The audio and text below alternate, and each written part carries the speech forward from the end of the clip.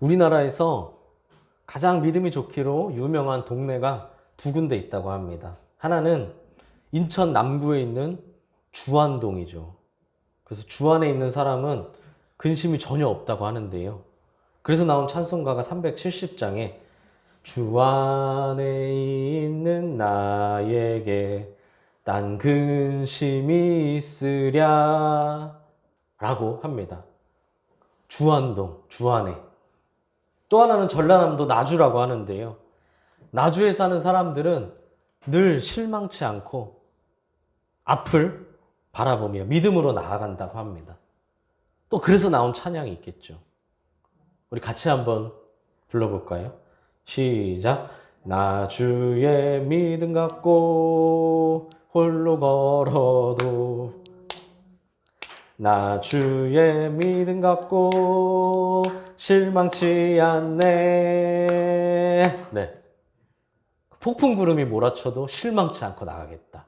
나주 사람들입니다. 뭐 이렇게 썰렁하냐고 하실 수 있지만 사실 이건 아주 오래된 소문들이고요. 최근에 핫한 장소로 떠오른 곳이 있어요. 최근에. 땅을 사거나 집을 사도 최대한 거기를 사라. 강남이 아니라 거길 사라. 요즘 사람들이 가장 좋아하는 곳, 바로 충청북도 음성이죠. 그래서 누구든지 음성만 떴다 하면 다들 그렇게 좋아한다고 합니다. 음성이래 하면서 좋아하죠. 아침마다 문자만 기다리고 있거든요. 기다리고 있다가 음성이래, 엄마 나 음성이래 이러면서 좋아한다는데요. 다들 음성이시길 바랍니다. 오늘 본문에도 아주 특별한 장소가 하나 나오는데요. 어느 곳인지 지역 이름은 정확히 알 수는 없지만 무려 그곳은 오병이어의 기적이 일어난 장소입니다. 그곳에서 무슨 일이 일어났는지, 이를 통해 우리에게 주님이 어떤 가르침을 주시는지 우리 한번 살펴보겠습니다. 어느 날 예수님이 빈들에 가시는데, 예수님이 빈들로 가신다는 소식을 듣고 또 본 사람들이 여러 고을에서 잔뜩 나와 수많은 사람들이 예수님을 따라갔죠. 여자와 아이를 빼고 5천이라 했는데 여자와 아이까지를 포함한다면 무려 거의 약 2만 명에 달하는 무리가 예수님을 따라갔습니다. 어마어마한 군중이죠. 그들은 이 세상에 의지할 것이 아무것도 없는 자들로, 세상에 의지할 것이 아무것도 없다 보니 내가 예수님만을 의지하며 따라가겠다 하고 나선 사람들이었죠. 예수님은 그들을 불쌍히 여기셨다라고 합니다. 불쌍히 여기셨다라고 하면은 조금 어감이 안 좋은 것 같기는 한데, 이건 단지 안타깝게 생각했다라는 의미만은 아닙니다. 이 용어는 불쌍히 여기셨다, 여기서 사용된 이 단어의 원어의 용례를 보면 집 나간 아들이 돌아오기만을 목 놓아서 기다리다가 저 멀리서부터 오는 아들을 잘 보이지도 않는데 단번에 알아보고 버선발로 달려가 목을 안고 입을 맞춘 탕자의 아버지의 마음을 표현하는 데 사용된 단어예요. 그 탕자의 아버지가 저 멀리서부터 있는 자식을 알아볼 때 그냥 단순히 안타까워서 알아봤겠습니까? 그냥 단순히 행색이 초라해서, 그냥 불쌍해서 그렇게 달려간 것이 아니죠. 세상에 아무것도 의지할 것이 없어 오직 예수님만을 바라보며 의지하기 위해 나온 사람들을 예수님이 얼마나 애끓는 심정으로, 얼마나 애끓는 사랑으로 그들을 만나주셨는지, 그들을 안아주셨고, 왜 그들과 동행해 주시며, 왜 그들에게 말씀해 주시며, 치료해 주시고, 필요를 채워주시며, 그들과 모든 것을 함께 하셨는지, 왜 그렇게 하셨는지 사실은 이 단어 하나로 표현이 된다는 겁니다. 탕자의 아버지가 집 나간 아들만을 그렇게 애끓는 마음으로 기다리고 다시 안아주고 받아줬던 것처럼 예수님이 왜 우리를 받아주셨는지, 그렇게 예수님은 수많은 무리와 함께 하셨고 어느새 시간이 많이 흘렀죠. 식사 때가 훨씬 지났습니다. 하지만 사람들은 여전히 예수님을 중심으로 머물러 있었죠. 한낮의 뜨거운 태양빛 아래서도 배고픔과 목마름 속에서도 2만 명이 되는 사람들이 있었으니 그 많은 사람들이 뒤섞여 다니면 얼마나 피곤하겠습니까? 하지만 예수님이 전하시는 진리의 말씀을 듣고 배우기 위해 모든 걸 참고 예수님과 함께 있었죠. 좀 더 정확히 말하면 참았다기보다는 아예 느끼지도 못했을 겁니다. 뜨거운 빛도 배고픔도 목마름도 피곤함도 느끼지 못했다는 거죠. 마치 우리 밥때가 한참 지났어도 배고픈지도 모르고 하루 종일 바깥에서 놀았던 어린 시절처럼요. 이미 밥때가 한참 지났어도 친구들과 놀이터에서 놀다 보면, 친구들과 그냥 땅바닥에서 놀다 보면 시간 가는 줄 모르잖아요. 밥때가 한참 지나서 엄마가 찾으러 와야지만 그제서야 아쉬워서 헤어지죠. 예수님과 함께하는 게 그들에게 얼마나 행복했는지 시간 가는 줄을 몰랐었다는 겁니다. 우리에게도 이 기쁨이 넘쳐나시길 소망합니다. 예수님과 함께하며 너무너무 즐거운 성탄절이든 성탄전야든 그냥 예배든 우리의 평범한 삶이든 예수님과 동행하면 그것이 시간 가는 줄 모르고 행복한 우리의 삶이 되길 소망합니다. 근데 그때 제자들이 산통을 깨죠. 이미 밥때가 지났으니 사람들을 돌려보내야 한다는 겁니다. 진짜 사람들이 배고파한 건지 아니면 자신들이 배고팠던 건지는 모르겠지만 어쨌든 제자들이 밥때가 지나서 무리를 보내야 된다고 하죠. 아마 제자들의 입장에서는 현실적인 문제도 신경 쓰지 않을 수는 없었을 겁니다. 지금 이 수많은 사람들의 끼니를 우리가 책임져야 줘야 된다라는 부담감이 있었겠죠. 그런데 예수님의 대답은 단호했습니다. 갈 것 없다. 딱 이렇게 말하셨어요. 갈 것 없다. 보내야 한다는데 갈 것 없다. 아마 주님의 단호함에 제자들이 당황했을 겁니다. 예수님은 왜 그렇게 말씀하셨을까요? 굳이 무리를 떠나보내지 않아도 된다는 것을 이미 알고 계셨기 때문입니다. 너무나 당연한 얘기지만 예수님은 무리를 보내지 않아도 그들의 필요를 얼마든지 채워주실 수 있는 분이었기 때문이죠. 그리고 이어서 말씀하십니다. 너희가 먹을 것을 주라. 아마 제자들은 당황을 넘어 당혹스러웠을 겁니다. 지금 내가 먹을 것도 없는데, 지금 몇 명 안 되는 우리 제자들조차 먹고 마실 게 없는데 2만 명이나 되는 사람의 음식을 어떻게 구할 수 있겠습니까? 어쩌면 속으로 예수님을 욕했을지도 모르죠. 진짜 예수님은 꼭 저렇게 아무 걱정 없이 태평한 소리만 하시더라 하면서요.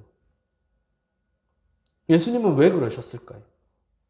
예수님은 그 순간에도 제자들을 가르치고 계셨던 겁니다. 제자는 섬김을 받는 자가 아니라 섬기는 자라는 것을.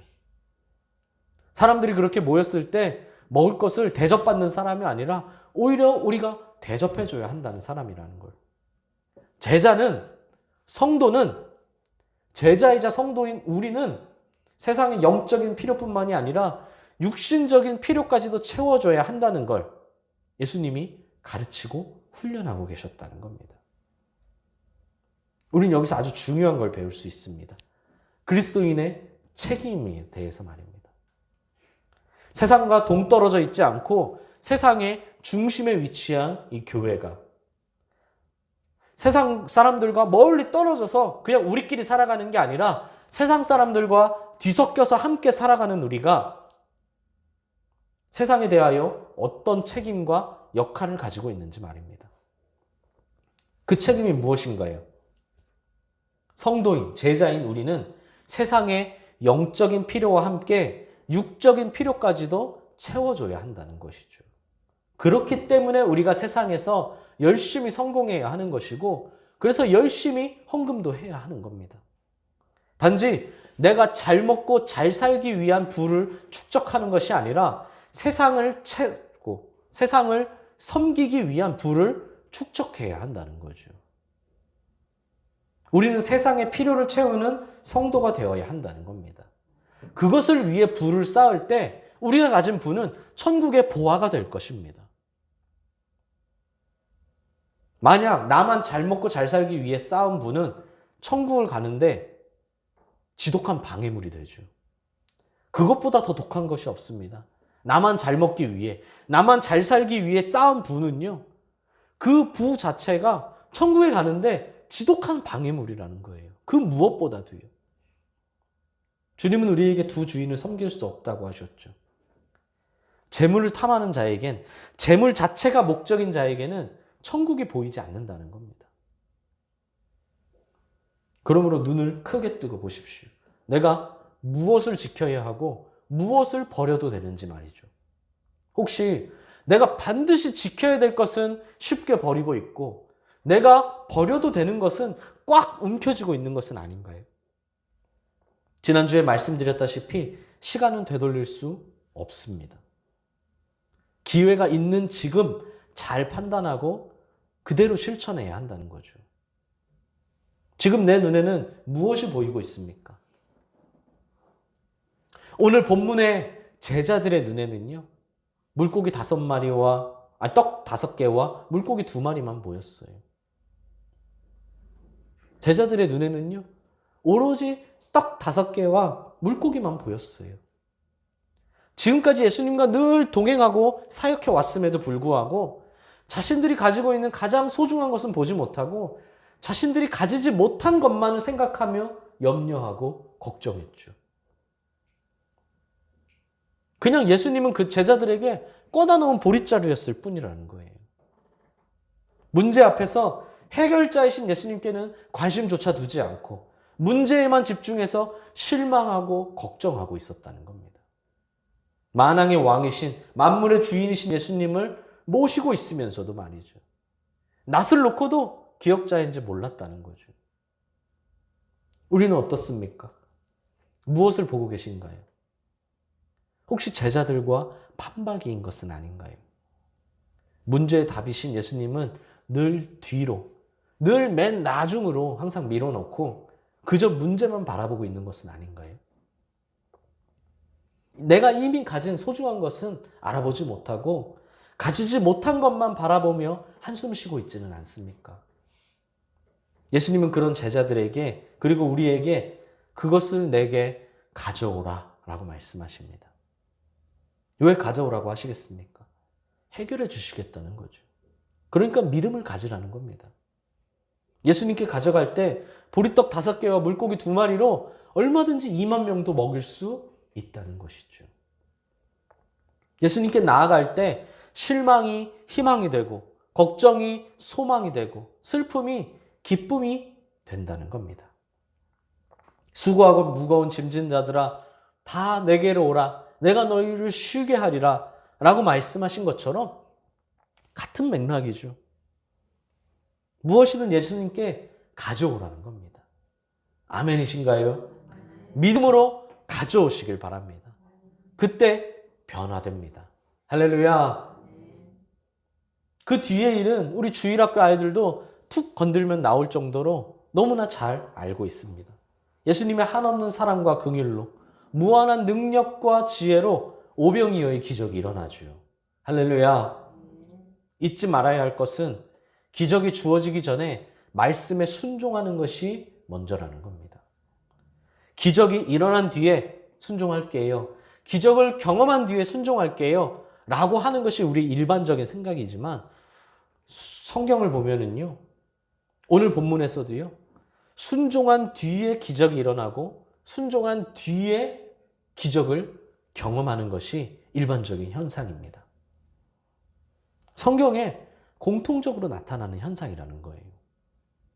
본문도 보십시오. 사람들은 음식이 전혀 준비되어 있지 않다는 걸 뻔히 알고 있었습니다. 요즘에야 이렇게 아무 음식이 없다가도 어떻게 합니까? 전화로 미리 예약해 놓으면 트럭으로 음식을 싣고 와서 한 30분이면 책상에 브루스타에 음식에 착착착착 설치해서 출장 뷔페가 금방 완성됩니다. 그건 오늘날이죠. 그 당시에 이미 내가 주변을 둘러봐도 음식이 하나도 없는데 보따리도 하나도 없는데 이미 음식이 없다는 걸 너무나 잘 알고 있었다는 거예요. 하지만 이 사람들은요. 잔디 위에 자리를 고쳐 잡고 50명씩 100명씩 동그랗게 모여 앉아 식사를 할 준비를 했습니다. 아무것도 보이지 않는데도요. 먼저 순종했다는 것이죠. 꼭 기억하십시오. 무엇이든 순종이 가장 먼저입니다. 하나님의 역사는 우리의 순종에서 출발합니다. 순종 없이 쌓아 올린 것은 결국 다 무너지죠. 아무리 높이 쌓아 올려 보십시오. 나는 순종하지 않고도 이만큼까지 쌓아 올렸어. 결국 더 크게 무너질 뿐입니다. 그 다음은 감사해야 합니다. 예수님도 보십시오. 사람들이 순종한 다음에 어떻게 하셨나요? 하늘을 우러러 축사하셨다라고 합니다. 여기서 이 축사라는 단어는요, 찬양의 의미도 포함되어 있습니다. 그러니까 예수님도 예수님의 뜻을, 예수님의 기도를 하나님이 이루어 주실 것을 믿고 감사함으로 먼저 찬양하셨다는 거죠. 이렇게 믿음으로 순종하고 감사함으로 찬양하는 모든 이들이 주님의 풍성한 은혜를 경험했습니다. 무려 2만 명에 달하는 사람의 영적인 갈급함과 육적인 갈급함까지 다 채워졌다는 겁니다. 중요한 것은 이렇게 하나님의 은혜를 직접 체험한 자들이 그 당시에 존재했고 지금도 존재한다는 겁니다. 더 중요한 것은 그렇다면 내가 그 경험한 무리 안에 내가 들어가느냐입니다. 평생 남의 간증만 들어서는 안 된다는 거죠. 남이 순종한 이야기, 남이 복받은 이야기, 남이 경험한 이야기, 언제까지 남의 이야기만 듣겠습니까? 누구 초청해서 연예인을 초청해서 연예인의 이야기, 유명한 박사를 초청해서 박사의 이야기, TV를 틀어서 기독교 방송에서 여러 가지 유명한 이야기, 언제까지 남의 이야기만 볼 거냐는 거죠. 내 이야기가 되어야 합니다. 나의 순종이 되어야 되고 나의 복이 되어야 되고 나의 경험, 나의 체험이 되어야 합니다. 순종과 감사로 그렇게 된다는 겁니다. 할렐루야.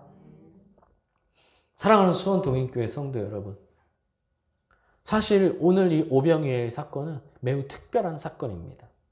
오늘날 동일하게 반복되기 힘든 기적이기도 하죠.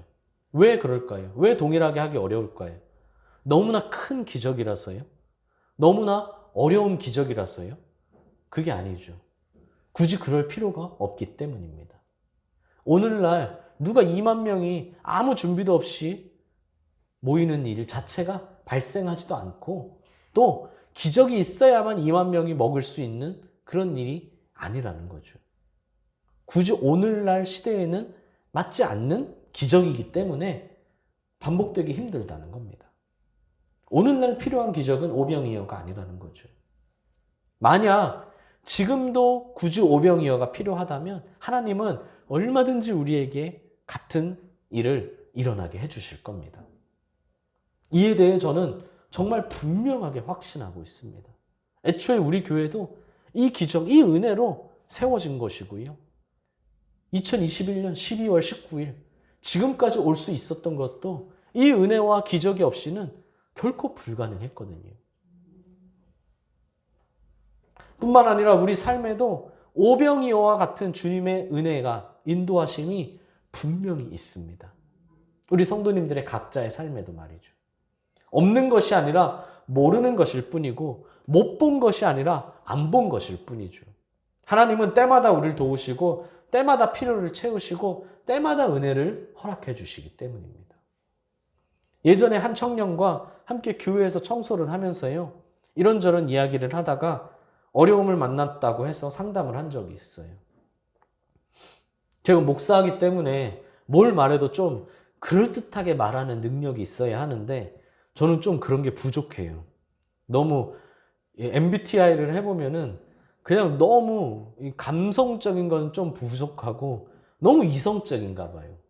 그래서 같은 얘기를 해도 좀 이렇게 풍성하게 울림을 주면서 하면 좋은데 저는 그런 게 없어서 그냥 최대한 하나님의 관점에서 그냥 성경적인 세계관에서 조언해 주려고 노력하는 것뿐입니다. 그래서 그렇게 얘기해 줬어요. 이런 위기를 만났지만 그 위기가 어쩌면 하나님이 주신 기회일 수도 있다. 좀 더 그럴듯하고 드라마틱하게 말해주면 더 좋았겠죠. 근데 그렇게 말해주지 못했음에도 청년이 동의하면서 아 맞아요 목사님 그 기회를 꼭 잡아야겠어요 라고 다짐했었던 적이 있어요. 여기서 중요한 게 뭔가요? 진짜 그 이후로 지금까지 그 기회를 잡았느냐는 겁니다. 그 이야기를 해줄 수는 있지만 그 기회를 잡냐 잡지 않느냐는 본인의 판단이기 때문이죠. 많은 사람들이 자신이 기회를 안 잡아놓고선 기회가 없었다고 말합니다. 혹은 그냥 우연이었다고 말합니다. 잘된 일, 좋게 된 일들은 다 내 탓, 내 능력이고 또 운이 좋았던 거예요. 그리고 못한 일, 나쁜 일은 전부 다 하나님 탓이라고 합니다. 그런 것을 보면 느낀 게 우리가 은혜를 받는 건 그렇게 중요한 일이 아니구나 라는 걸 깨달았습니다. 은혜가 필요 없다는 말이 아니에요. 그럴수록 은혜가 필요하고 더욱더 은혜가 필요하죠. 하지만 성도는, 하나님의 자녀는 언제나 늘 은혜를 받고 있다는 겁니다. 우리는 24시간 은혜 속에 살고 있다는 거죠. 그러므로 진짜 중요한 건 은혜를 받는 게 중요한 게 아니라 은혜는 이미 받고 있기 때문에 은혜를 아는 것이 중요하다. 은혜를 알고 기회를 잡고 실천하는 게 진짜 중요하다는 겁니다. 그래서 성도는 늘 말씀을 가까이 해야 합니다. 오늘 우리 주님의 진리의 말씀이 메마른 광야, 지금 광야에 모여 있었거든요. 그 메마른 광야도 음식이 넘치는 풍족한 천국으로 바꾸지 않았습니까? 이것이 말씀의 능력이라는 거죠. 광야와 같은 험한 세상을 살아가는 성도가 무엇으로 세상을 상대로 승리할 수 있겠습니까? 오직 말씀뿐이라는 겁니다. 말씀만이 우리에게 참된 평안과 안식을 주는데 그 성도가 말씀을 소홀히 한다면 어떻게 되겠느냐는 겁니다. 우리가 매일 큐티, 제가 굳이 매일 큐티 꼭 신청하고 꼭 하시라 라고 하는 게 이 매일 큐티가 그렇게 하찮은 일이 아니라는 거죠. 주일 말씀에는 잘 집중하고 계십니까? 주일 말씀에 잘 집중하셔서 평일에 이 말씀 붙잡고 살아가고 계십니까? 가장 중요한 것은 구석에 내팽개쳐 놓고 다른 걸로만 싸우려고 하면 결국 질 수밖에 없다는 거죠. 바둑 9단을 상대로 이제 막 입문한 사람이 혹은 이제 막 1단을 딴 사람이 이길 수 있겠습니까? 운 좋게 상대방의 방식으로 한두 판은 이길 수 있겠죠. 하지만 100판, 200판, 300판 전적을 쌓아갈수록 결과는 너무나 처참할 겁니다. 말씀이 아니면 안 된다는 거죠. 말씀이 우리에게 천국의 기쁨과 승리를 누리게 해준다는 것을 명심하시길 바랍니다. 또한 성도로서의 사명을 이루시길 부탁드립니다. 주님은 오늘 우리에게 너희가 주라 라고 하셨습니다. 성도는 세상을 돌아보며 세상의 영적인 필요와 육적인 필요를 채워줘야 하는 책임이 있다는 거죠. 그런데 가끔씩 하나님이 내게 맡기시려는 걸 다 거절하려는 사람들이 있습니다. 기본적인 의무도 행하려고 하지 않고 이미 행하지 않고 있는 사람도 있죠. 저와는 전혀 상관없는 일이에요 라고 아무리 외면해봤자 내 책임이라는 것은 변하지 않습니다. 책임 회피만 될 뿐이죠. 나중에 이에 대해서도 분명하게 판단할 날이 찾아올 겁니다. 얼마나 이 땅에서 사명을 이루고 살았는지 말이죠. 지금 아무 일이 없다고 해서 끝이 아니라는 거죠. 사명에 무책임한 태도는 예수님을 외면하고 무시하는 것과 같다는 걸 우리 꼭 기억해야 합니다. 우리 약한 자를 돌보는 것이 그것이 예수님을 대한 것과 마찬가지다 라고 말씀하신 것이 그러면 우리가 사명을 외면했을 때 예수님을 외면한 것도 같은 뜻이라는 거. 그런데도 목사님 저는 아직도 가진 것이 없는데요. 저는 아직 상황이 그래서 어쩔 수 없는데요. 라고 말하는 분이 계실 수 있지만 하나님은 이미 우리에게 많은 것을 주셨고 혹시 없다면 그래서 진짜 필요하다면 분명히 더 채워주실 겁니다. 필요하다면 오병이어를 통해서든 다른 그 어떤 방법을 통해서든 반드시 채워주신다는 거죠. 심판날에 여러 가지 핑계가 많지만요. 가장 많고 또 큰 핑계는 두 가지라고 합니다. 뭐 누가 그래요? 성경에 나오나요? 아니요, 그냥 제가요. 제가 생각했는데요. 이 두 개예요. 하나는 저는 몰랐는데요. 다른 하나는 저는 없었는데요. 이 두 가지입니다. 몰랐는데요. 없었는데요. 이 말은 곧 이 땅에서 우리의 시선이 하나님이 아니라 보리떡 5개와 물고기 2마리에 꽂혀 있었다는 것을 반증하는 말이라는 거예요. 자신의 잘못을 주님께 돌리는 것이고 자신의 부족함으로 주님의 능력을 제한하며 산 것이죠. 진정으로 하나님의 손에 붙들려 성도이자 제자이자 자녀로서 능력 있는 삶을 살기 위해선 내가 아니라 하나님의 능력을 바라보고 하나님의 행하실 일을 기대하며 순종해야 한다는 겁니다. 하나님이 역사하시면 무엇이든 이룰 수 있다는 사실을 믿고 충성된 일꾼이 되는 것이 먼저라는 겁니다. 그러므로 우리의 시선을 보리떡 5개와 물고기 2마리에서 돌려 주님을 바라보시길 바랍니다. 주님의 은혜는 언제나 우리를 향해 있거든요. 태양이 내가 굳이 막 태양을 찾으러 다녀야 태양빛이 날 비치는 게 아니라 늘 항상 나에게 비춰지고 있는 것처럼 주님의 은혜는 늘 나를 향해 있다는 거예요. 그러므로 몰랐다 하지 마시고 없었다 하지 마시고 바로 보시기를 소망합니다. 주님을 보십시오. 어떤 문제는 믿음으로 주님께 가져가십시오. 그때 문제가 해결되고 능력의 삶을 살 수 있는 줄 믿습니다. 그때 세상에 영적인 필요와 육적인 필요를 모두 다 채워줄 수 있는 사명에 충실한 제자가 될 줄 믿습니다. 남의 이야기 이제 그만해야 됩니다. 우리의 이야기를 만들어야 되고 나의 이야기를 만드십시오. 주를 볼 때 가능한 줄 믿습니다. 우리의 이야기를 만들어